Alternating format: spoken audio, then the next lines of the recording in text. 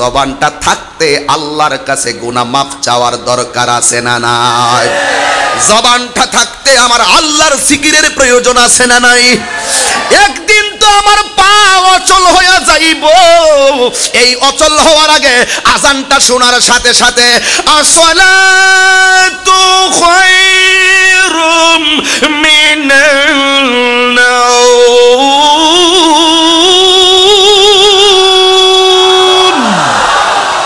ওই আজানটা দেওয়ার সাথে সাথে পা দিয়ে হেঁটে হেঁটে আল্লাহর ঘর মসজিদে যাওয়ার দরকার আছে না নাই? এই জন্য একদিন পা অচল হয়ে যাবে, মানুষ দরাদরি কইরাও মসজিদে নিতে পারবে না। এই জন্য পা অচল হওয়ার আগে আল্লাহর ঘর মসজিদে যাওয়ার দরকার আছে না নাই? এই জন্য যুবক বেঈমান হলে আজরাইল তোমার ধাও মারবে, পা অবশ হয়ে যাবে, কান দিয়া শুনবা না, চোখ দিয়া তুমি দেখবা না। এই জন্য বন্ধু, ও বাঁশখালীর বন্ধুরা, ও চট্টগ্রামের বাবারা, চকরিয়ার বন্ধুরা, যত জায়গা থেকে এসেছো, আমার নবী বলেন আজরাইলের ধাও বড় মারাত্মক, কিন্তু যদি তুমি ইমানদার হতে পারো, আল্লাহ ডাক দিয়ে বলবে আজরাইল, ওই কি গ্রামের নামটা কি যেন, খোদলাপাড়া আদর্শ গ্রাম, পূর্ব চরিয়া খোদলাপাড়া, যা যা কেবি বাজারের পাশে যা, খোদলাপাড়ায় যা, বাঁশখালীতে যা, যাইয়া দেখবি আমার প্রেমিকটা শুয়ে রইছে, আমার প্রেমিকটা দুনিয়া থেকে বিদায় হওয়ার সময় হয়ে গেছে। আল্লাহ কইবা আজরাইল যা, ইমানদার হইলে ওই আজরাইল তোমার খোদলাপাড়ার ঘরের দরজায় দাঁড়াইয়া ইমানদার সালাম দিব আর বলবে আমি কি আসতে পারি? আরে হাত তুলে বলেন আল্লাহু আকবার।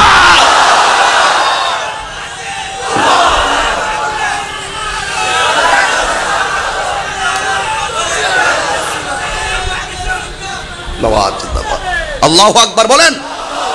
এই জন্য যুবক ভাইরা আমার বেশি লম্বা করব না, অনেক দূরে যাওয়া লাগবে। এই জন্য আমি শুরুতে কথাগুলো একটু ভালো করে বোঝাইয়া দেওয়ার চেষ্টা করতেছি, বেশি লম্বা করব না, কষ্ট দিব না। ও বন্ধু, বন্ধু রে, আমরা ইমানদার হতে চাই কি চাই না? ইমানদার হলে নামাজের দরকার আছে না নাই? ইমানদার হলে রোজার দরকার আছে না নাই? ইমানদার হলে আল্লাহর ওলির জিয়ারত দরকার আছে না নাই? ইমানদার হয় যারা সুদ খায় না তারা, ইমানদার হয় যারা ঘুষ খায় না তারা, ইমানদার হয় যারা মাদক খায় না তারা, ইমানদার হয় যারা মায়ের বুকে লাথি দেয় না তারা। এই জন্য ইমানদার হও, জমে আইসা সালাম দিব। জমে, জম মানে হলো আজরাইল, যার নাম হলো মালাকুল মউত আজরাইল। জোরে কোন সুবহানাল্লাহ। এই জন্য আজরাইল ইমানদারের কাছে ঘরের দরজায় এসে সালাম দিবে। সালাম দেওয়ার পরে আজরাইল আসবে, আয়েশা ইমানদারের কাছে আয়েশা বসবে। ইমানদারের কাছে বসা এই মাথা থেকে মাথার মধ্যে হাত দিবে, হাত দিয়া এই জায়গার মধ্যে আঙ্গুল দিয়া দিয়া, আঙ্গুল দিয়া দিয়া, এই জায়গার মধ্যে আঙ্গুল দিয়া দিয়া, চিরুনি দিয়া যেমন করে মাথা আশ্রাই, ইমানদার মাথার চুলগুলার, ইমানদারের চুলের মধ্যে আজরাইল আইসা চিরুনির মতন মাথার চুল আশ্রাইয়া দিয়া এমন ভাবে হাত বুলাইব, ইমানদার আস্তে আস্তে ঘুমায়া যাইব।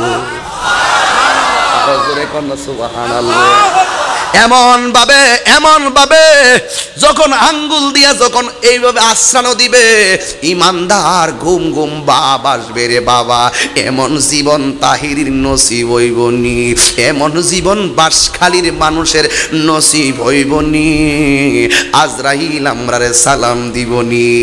এবার আজরাইল কানের কাছে মুখটা লাগাইয়া বলবো, ও আল্লাহর বান্দা, আল্লাহ পাঠাইছে তোমার রুহটা কবজ করার জন্য। ওই ইমানদার এমন দামি একটা পজিশন, আরে সব জায়গায় সবাই ঢুকতে অনুমতি লাগে না। আজরাইল ডাক দিয়ে কই, আল্লাহর বান্দা, আল্লাহ পাঠাইছে তোমার রূহ তুই এখন কবজ হবে।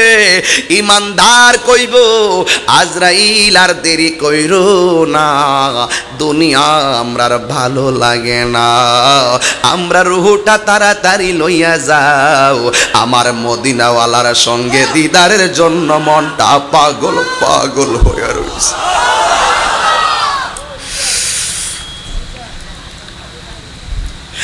মালিকের সঙ্গে দিদারের জন্য মনটা পাগল। ও নবী, কাফেররা তোমার দেইকা পাথর মারছে।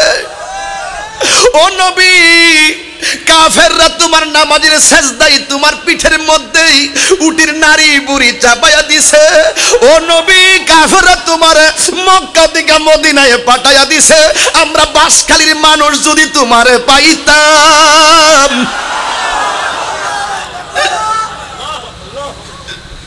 ও নবী, এই মুহূর্তে যদি তোমার পাইতাম গো, তোমার কদমের মধ্যে লুটায়া পইরা থাকতাম, তোমার কদম মুবারকে ঠুট্টা লাগায়া পইরা থাকতাম।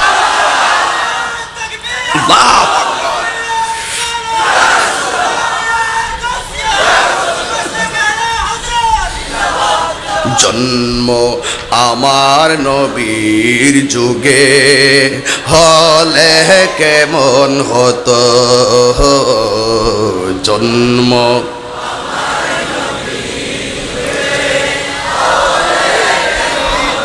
দুনয়নে রাসূল পাক দেখিলে কেমন হতো, দুনয়নে দেখিলে কেমন হতো জন্ম। এই পাগল হয়ে যাও না তোমরা। আহলে কেমন হতো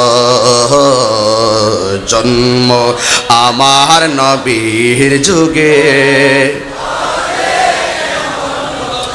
আসিত ভেসে হযরতে বেলালের মধুর আযান, সেই আজানে ছিল এমন প্রেম মুগ্ধ রহমান, দয়াল নবীর পিছে নামাজ হতো,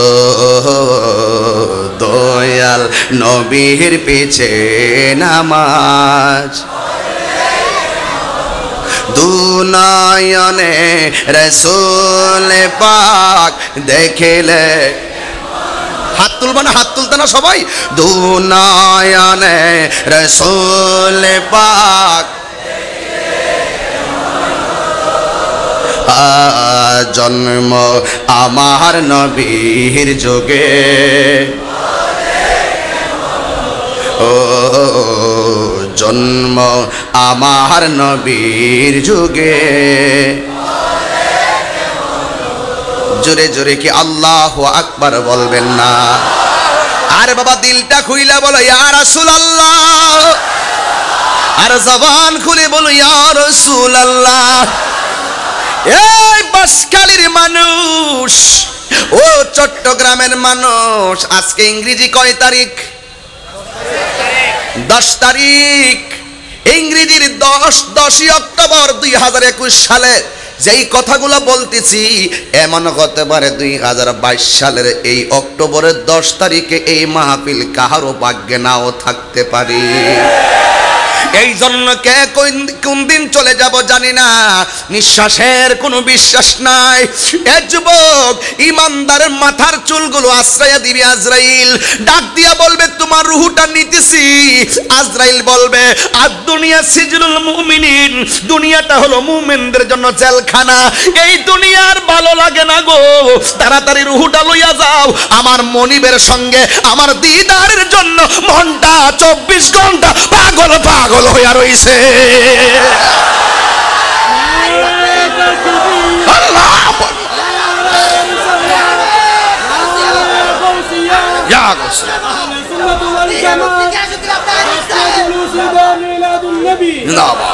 আল্লাহু আকবার, আল্লাহু আকবার। এমন মরণ আজকে আমরা চাই কি চাই না? যদি পারো কান্না করো, যদি পারো চোখের পানি ফেলাইয়া দাও, যদি পারো কান্নার ভান করো। এই পৃথিবীর মানুষ তোমার বাহানা না বুঝলেও একজন তোমার অন্তরের খবর জানে, জবানটা খুইলা বলো তিনি কে। আজরাইল কয় আমি ইমানদারের রুহুটা নেওয়ার জন্য হাতটা বাড়ামু, ওই মুহূর্তে আমার আল্লাহ জান্নাতি একটা ফেরেশতারে ডাক দিয়ে কয়, ও ফেরেশতা তাকায়া দেখোস না বাঁশখালীর আমার পাগলের রুহুটা আজরাইলে কবজ করবার লাগে হাত বাড়াইছে। রুহুটার মধ্যে হাতটা দেওয়ার আগে তাড়াতাড়ি যা, তুই তার কাছে যা, যাওয়ার আগে জান্নাত থেকে দুইটা জিনিস লইয়া যা। একটা হলো মেশকে আম্বরের চাইতে আরো সুগ্রান আতর, আর একটা হলো সুন্দর কাপড়, সাদা কাপড়।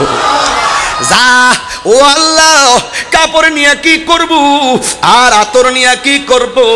আল্লাহ বলেন, ও ফেরেশতারে, আজরাইলে বসছে মাথার পাশে, মাথার পাশে, আর তুই যাইয়া বসবি দুইটা চোখের মাঝখানের যে নাক বরাবর জায়গাটা, এই দুইটা চোখের মাঝখানে, একেবারে দুইটা চোখের মাঝখানে যে ফাঁকা জায়গাটা আছে, তুই যাইয়া ওই জায়গার মধ্যে বসবি। আজরাইলের রুহুর মধ্যে হাত দিব, আর তুই মেশকে আম্বরের গ্রানটা তার নাকের কাছে দইরা রাখবি। আর জোরে কোন সুবহানাল্লাহ, আর বড় করে বলেন সুবহানাল্লাহ। ও বন্ধু, ও বন্ধু রে, এবার যখন নাকের কাছে গ্রানটা লাগাইব, আমরা দুনিয়াতে সেন্ট দিলে কেমন গ্যারাম লাগে, আমরা দুনিয়াতে আতর লাগাইলে কেমন সুগন্ধ লাগে, এটা তো এমন সুগন্ধ যদি একটা ফুটা দুনিয়াতে সাইরা দে সব তার পিছনে দূরব।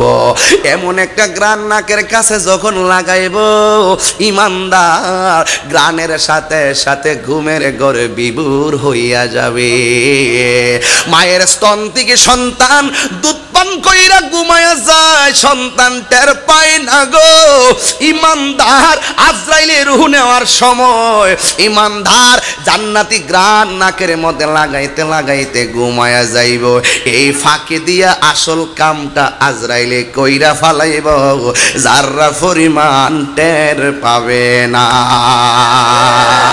আর জোরে জোরে কোন আল্লাহু আকবার। এই জন্য আমার যুবক ভাইয়ারা, ও বাঁশখালীর বন্ধু, কি ভাষায় ওয়াজ করলে আপনার দিলটা নরম হবে আমি তো জানি না, তবে একটা কথা হলো, যদি আমি মইরা যাই আমারে ক্ষমা করে দিয়েন, যদি আমি মারা যাই আমারে ক্ষমা করে দিয়েন। ওয়াজের মধ্যে একটু আগে মুরব্বীরে দাঁড় করাইছি, যদি এটা আমার বেয়াদবি হয়েছে, এখানে অনেক বাবার মতন বয়সের লোকেরা নিচে বসে রয়েছেন, আমি চেয়ারে বসে বয়ান করি, এটা আমার বেয়াদবি হয়ে গেছে। এমনভাবে প্রতি রাইতে আমি অনেক বেয়াদবি করি, আমারে মাফ করে দিয়েন, ক্ষমা করে দিও তোমরা আমায়, ক্ষমা করে দিও তোমরা আমায়, ভুল করে থাকে যদি কোনো দিন, হারিয়ে যাব একই। সবাই কাছে ক্ষমাটা চেয়ে নেন না। আরে রবনায় ভুবনে চিরদিন, হারিয়ে যাব একদিন আমি, রবনায় ভুবন চিরদিন, বাঁশি বাগানে বা গোরস্থানে, হয়তো দেবে মোরে কবর। ঠিক না বে ঠিক? আমাদের আসল ঘরের নাম কি বিল্ডিং না কবর? ও যুবক, খবর আসেনি কবরের কথা, ভুলে গেলে চলবে না। দুনিয়া দুনিয়া কইরো না, দুনিয়াটা হইল মরা গরুর মতন, মরা গরুর মতন। মরা গরু যেমনে খালের তলায় পড়ে থাকলে কেউ 10 টাকা দিয়েও গোশত কিনে না, এই দুনিয়াটায় যারা পিছনে ঘুরে কবরে সারিয়ানাও নিয়ে যেতে পারবে না। এই জন্য ইমানদারের নাকের কাছে সুগন্ধির ব্যবস্থা করে দিবে কে?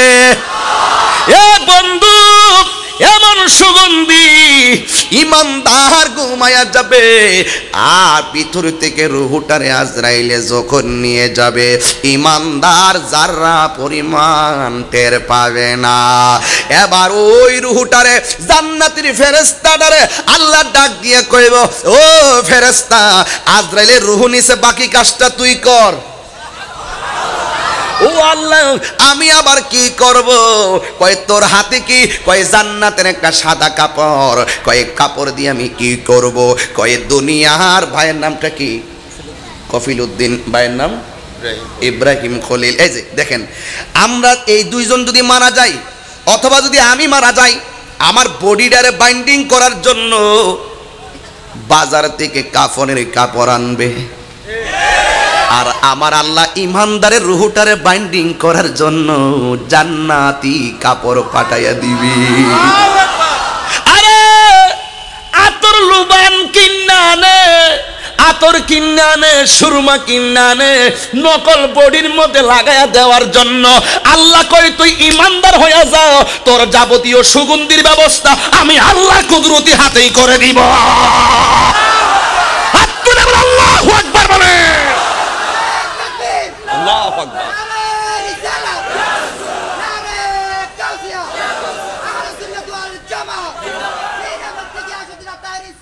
আল্লাহু আকবার, আল্লাহু আকবার, আল্লাহু আকবার। এই জন্য আমার